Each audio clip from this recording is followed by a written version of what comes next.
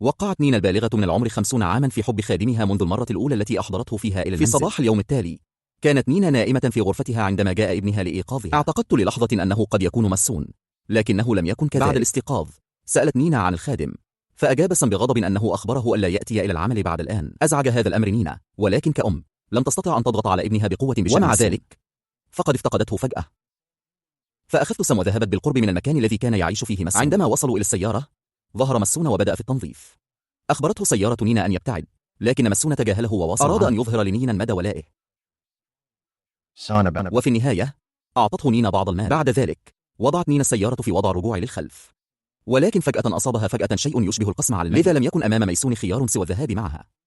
بعد معالجة جروحه قدمت له نينا الطعام وسألته عن سبب عدم حضوره. نظر ميسون إلى سام وأوضح بهدوء أن سام أخبره بعدم العودة. أخبرته نينا أنه لا يزال هناك الكثير من العمل في المنزل وطلبت منه انهاءه. نظر ميسون مرة أخرى إلى سام وهو يعلم أن سام لم يكن يحبه وأعاده بسبب إصرار نينا. بعد تناول الطعام أخبر مسون نينا أن والديه توفي عندما كان صغيرا جدا ولم يكن لديه. عند سماعها ذلك شعرت نينا بالتعاطف معه. فتح سام الصنبور لكنه انكسر فجأة. خلع مسون قميصه وبدأ في إصلاحه. عند رؤية ذلك شعرت نينا بالسعادة، وتدريجيا بدأ الثلاثتهم يقضون أيامهم معا. قضى ميسون معظم وقته مع نينا، الأمر الذي أزعج سام. في إحدى الليالي ذهب سام إلى والدته وسألها عن سبب احتفاظها بميسون في المنزل. أجابت نينا أن ميسون كان يعمل بجد، مما جعل سام ينزعج أكثر لأنه كان يتفهم حميمية والدته. في صباح اليوم التالي رأس مسون مشغولا مرة أخرى بالأعمال المنزلية، وكانت نينا تساعده هذه المرة أيضا. لم يستطع سام تحمل الأمر فاتصل بوالده وطلب منه العودة إلى المنزل. وفي اليوم التالي وصل زوج نينا، كان يعمل في مدينة أخرى، لذا كان يأتي إلى المنزل من حين لآخر. وبمجرد وصوله سأل نينا عن سبب بقاء مسون في المنزل. أوضحت نينا أن مسون كان فقيرا وعاطلا عن العمل، لذلك استأجرته كخادم. وبينما كان يتحدثان دخل مسون الغرفة. قامت نينا بتقديمه وطرح عليه زوجها أسئلة أجاب عنها مسون. لم يعجب بوليت أي من هذا. أراد بأي ثمن فصل ميسون عن منزله وأمه. حتى زوج نينا لم يكن يحب مسون بشكل خاص، لكنه اضطر إلى قبوله بسبب إصرار نينا. وفي اليوم التالي مرضت نينا واضطرت إلى دخول المستشفى. اعتنى بها ميسون عناية كبيرة وأطعمها وبقي بجانبها. بعد مرور بعض الوقت وصل زوج نينا وأخبرها أنها ستخرج من المستشفى قريبا وسيعودون إلى المنزل. وذكر أيضا أن مسون قد اعتنى بها جيدا. عند سماعها ذلك أدركت نينا أن ميسون كان مخلصا وقررت أنه من الصواب الاحتفاظ بيرمان. في وقت لاحق كان مسون وسام يجلسان في السيارة. التزم سام الصمت. سأل مسون عما إذا كان لديه أي مشكلة معه.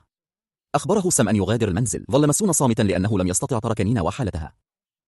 تحدث سام إلى والده بينما كان يقودان السيارة وقال إن مسون كان يحاول التخلص. اعتقد والده أن سام كان مستاء فقط وأخبره أن يسمح لميسون بالبقاء حتى يتمكن من المساعدة في رعاية نينا والمنزل.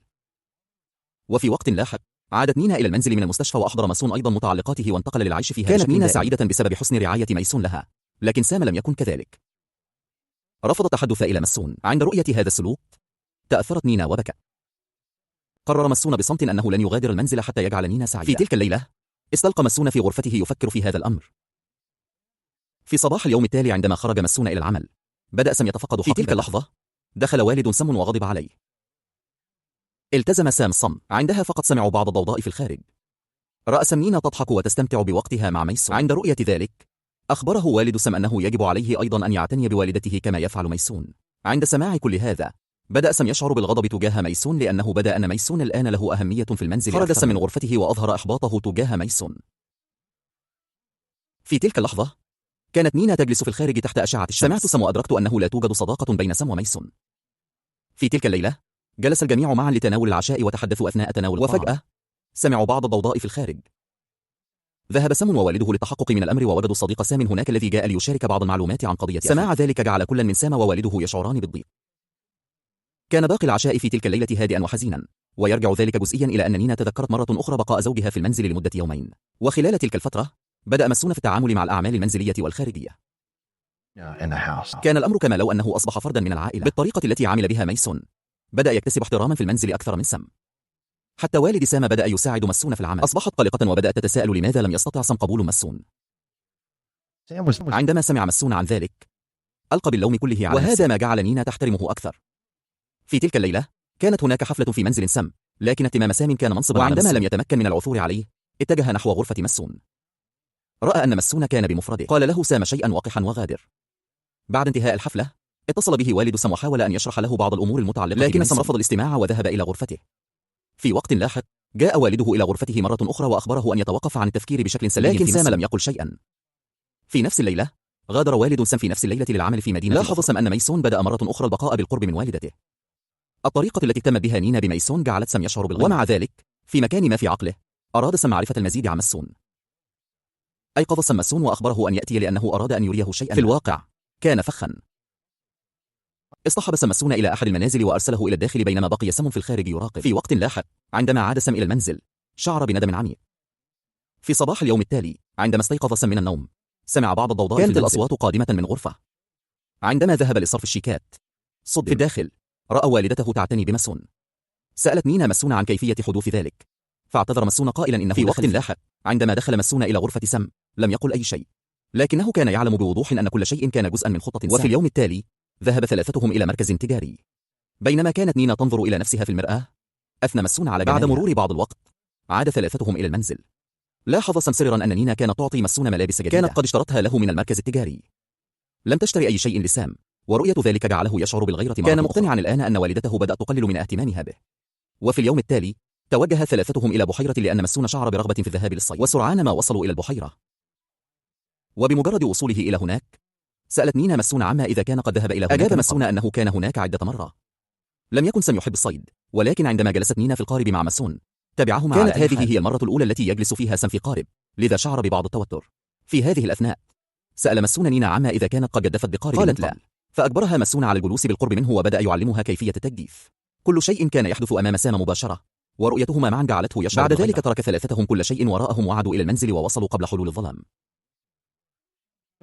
بحلول الليل أدرك ميسون خطأ. كانت نينا قد سامحته، لكن ميسون أراد النوم في غرفة نينا في تلك الليلة. وبينما كان يتحرك إلى الأمام جاء سام فجأة أمامه.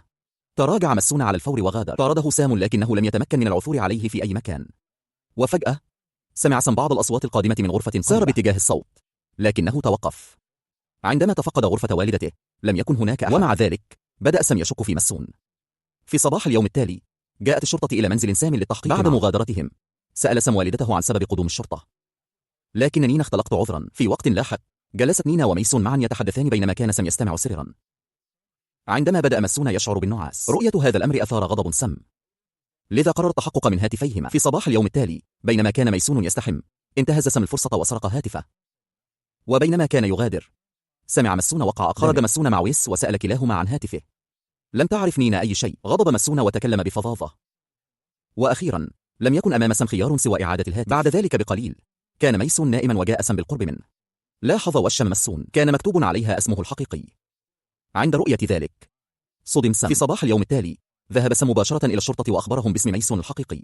السؤال عنه. أخبرت الشرطة سام أن ميسون مجرم خطير كانوا يبحثون عنه منذ سنوات، وعادة ما كان يتورط مع النساء الأكبر سنا ثم يبدأ في طلب المال منهن.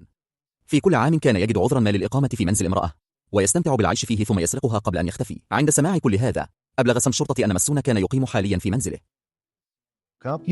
وافق سام على المساعدة. بعد فترة وجيزة عاد سام إلى المنزل.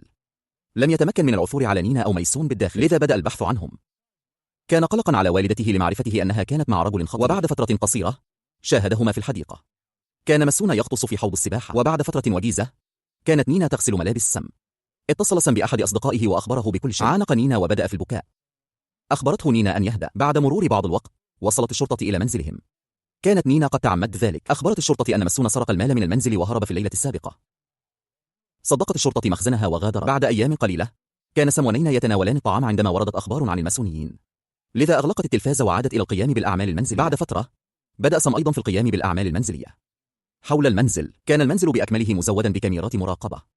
وفي ذلك اليوم كان القرص الصلب للتخزين ممتلئا. أزال سام القرص المملوء بسرعة واستبدله بقرص فارغ، ثم بدأ بمشاهدة اللقطات المسجلة على حاسوبه المحمول. أتلف القرص ورماه بعيدا. وفي هذه الأثناء كانت نينا تسترخي بجانب حمام السباحة. وبهذا ينتهي الطابق إلى نهايته.